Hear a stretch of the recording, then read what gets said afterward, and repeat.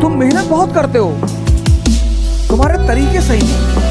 उठो जवानों, देश की वसुंधरा पुकारती, देश है पुकारता पुकारती बाबा।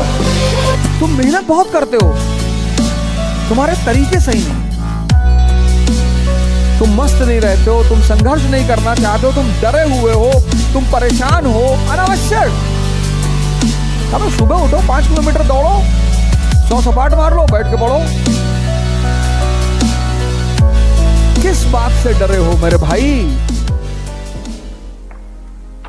राम को संघर्ष करना पड़ा, कृष्ण को करना पड़ा, मोहम्मद को करना पड़ा, जीसस को करना पड़ा, बुद्ध को करना पड़ा, महावीर को करना पड़ा, किसको नहीं करना पड़ा? और तुम योगदान दो।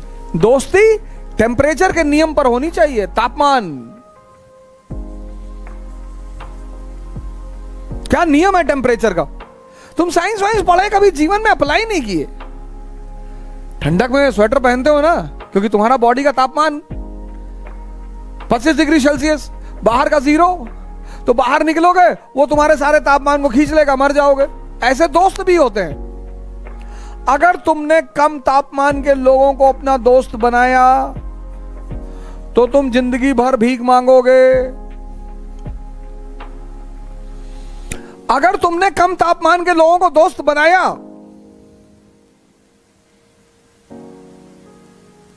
अब तुम तैयारी कर रहे हो और एक आदमी रोज आके तुम्हारे पास रोता है, डेली रोता है, हमारा लगता है नहीं होगा, हमारी तैयारी अच्छी नहीं हो पा रही है, तुम बहुत पढ़ रहे हो, ये है वो है, और उसका तो पहले अटेम्प्ट में हो गया था, और करंट अफेयर कहां से पढ़े हैं? डेली तुम मारो पटक के पहले, वो तुम्हारा तापमान खींच रहा है। तुम देखो कभी कभी तुम ऐसा होगा अक्सर कि तुम बड़ा निराशा फील करोगे, तुम्हें पता नहीं चलेगा निराश क्यों है यार। ये कम तापमान के लोगों के अगल बगल रहोगे तो वही होगा। तो तुम आईएएस की तैयारी कर रहे हो, तुम्हारा मित्र मेंबर ऑफ पार्लियामेंट बनने की तैयारी कर रहा है, साथ में रहो, चिढ़ते क्यों हो? दोस्ती करो तापमान के नियम पे आधारित। और कैसे पता चले कि तुम्हारी तैयारी सही चल रही है?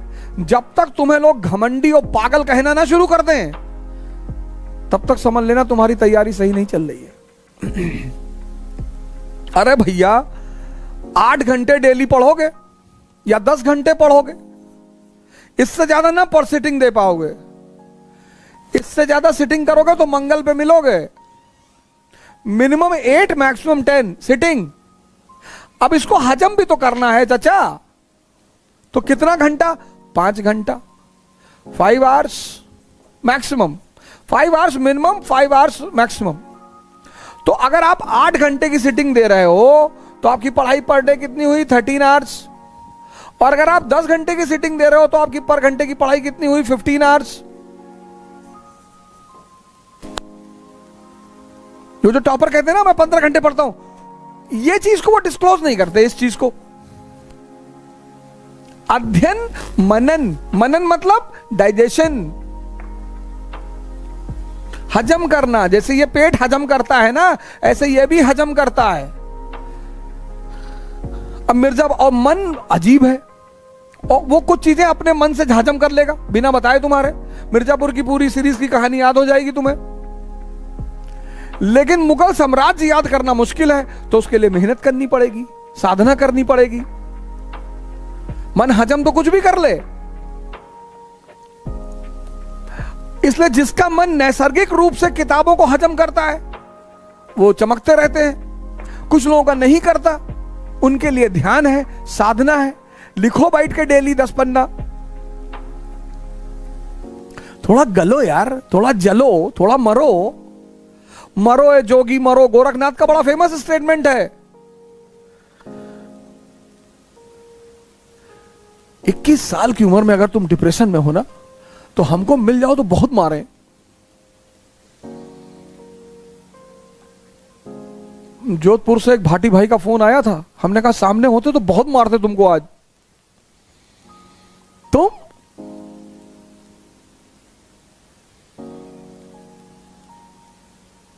ये प्रोग्राम तुम्हारे लिए शुरू किया भाइयों, अपने बहनों के लिए, कि कि जो घर बैठे नहीं बाहर आ सकते, नहीं बता सकता कोई उन्हें कैसे क्या करना है, नहीं पैसा खर्चा कर सकते, करो तैयारी और बढ़ा देंगे।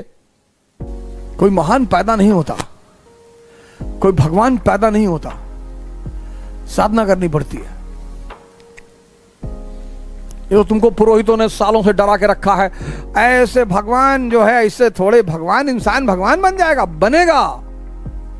बुद्ध बने नहीं थे, महावीर। तुम्हारी आंखों पे पर्दा डाल दिया गया है।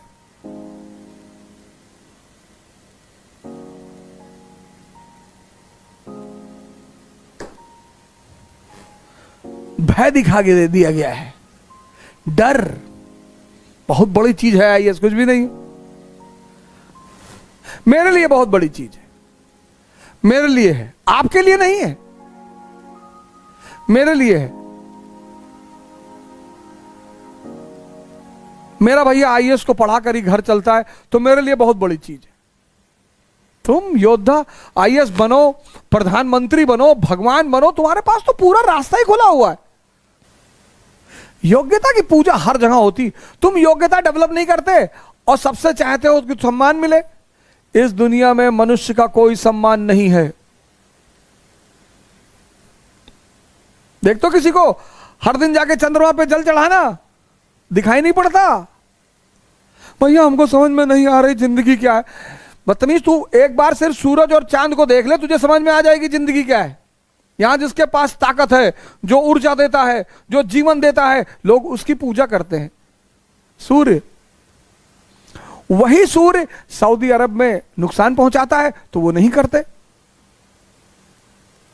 डेजर्ट है ना, मरुस्थल है ना, कौन सी किताब पढ़ोगे।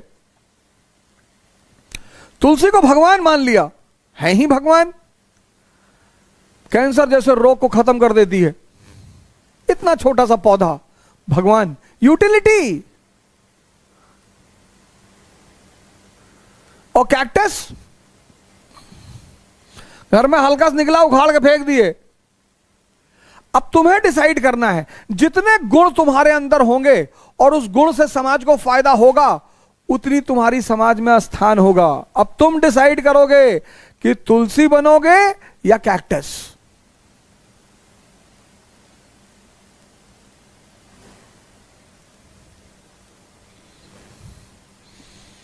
हालांकि कैक्टस का भी एक उपयोग है, नागफन्नी का, उससे एक शराब बनती है, उसको तकीला कहते हैं।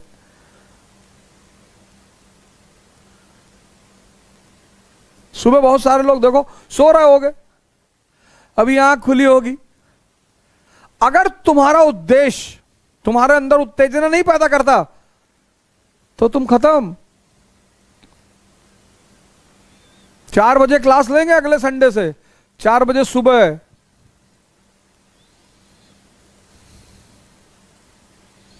अभी ठंडक शुरू हो जाए तब लेंगे। क्यों नहीं उठोगे? उठो। कब तक सोओगे यार?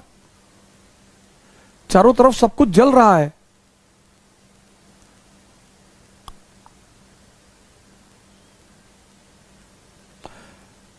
सत्ता का नशा करो, सत्ता का। शराब, सिगरेट, गुटखा सब छोड़ दो। इसलिए नहीं कि ये नुकसान पहुंचाते हैं, इसलिए क्योंकि ये घटिया नशे हैं। नशा करो ना क्वालिटी वाला, ताकत का नशा, सत्ता का नशा। कि पढ़े नहीं बेचैन हो गए, आंसर राइटिंग नहीं की बेचैन हो गए। मैं नशा करने के लिए मना नहीं कर रहा हूं, घटिया नशे मत करो। सिगरेट मत पियो, तंबाकू मत खाओ। कौन कहता है तंबाकू खाने से जो है ध्यान लगता है? तो रिक्शा वाला तंबाकू खा के ध्यान लगा ले।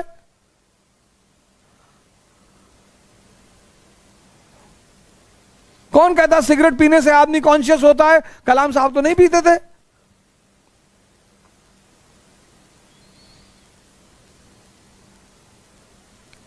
कौन कहता कि महान लोग शराब पीते थे? बुद्ध, महावीर।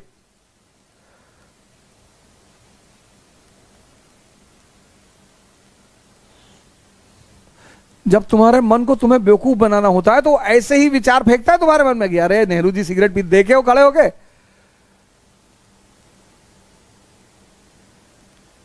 नेहरू जी सिगरेट, चलो नेहरू जी को कॉपी कर रहे हो कि नेहरू जी सिगरेट पीते थे। नेहरू जी ने जेल में किताब लिखी थी, तुम एक लिख के दिखाओ। और स्त्रियों का सम्मान करो।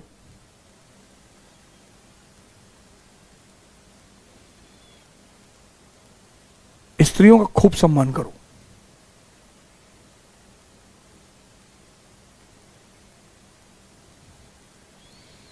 उठो जवानों, देश की वसुंधरा पुकारती, देश है पुकारता पुकारती मां भारती।